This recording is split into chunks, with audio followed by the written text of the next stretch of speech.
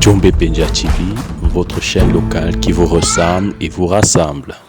Djombe Penja TV, pour le développement de notre localité.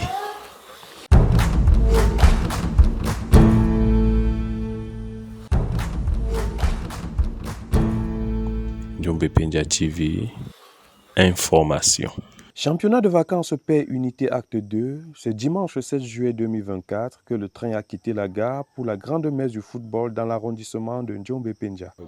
Nous avons connu dans le passé des difficultés au niveau de notre arrondissement où les jeunes de notre localité étaient catégorisés comme des personnes qui ne respectaient pas les procédures de civisme.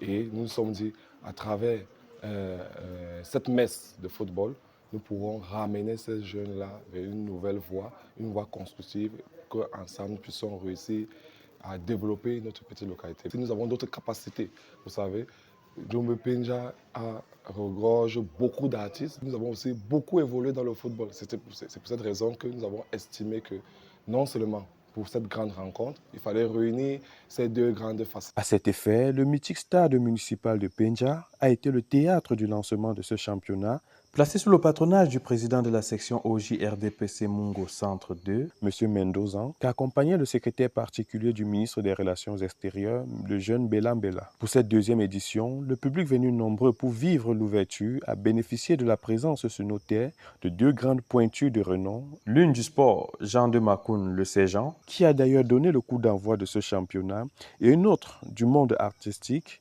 Dani Mouna, qui, malgré la pluie battante sur la ville durant ce match, a tenu à réchauffer le public présent au stade.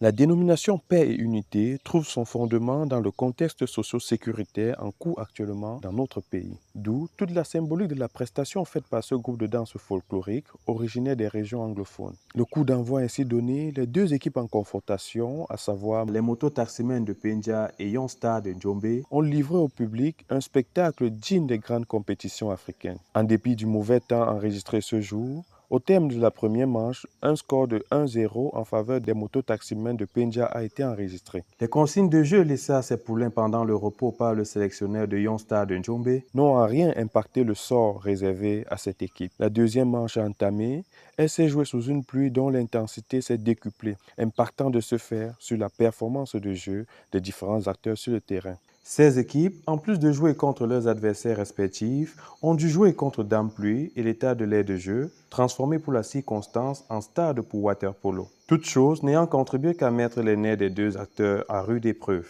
Au terme des 90 minutes de jeu, l'équipe des moto-taximens de Penja est victorieuse sur celle de Young Star de Djombe, 3-0. Et c'est dans un esprit de fair play comme voulu par le promoteur dans son propos introductif que s'est achevée la rencontre.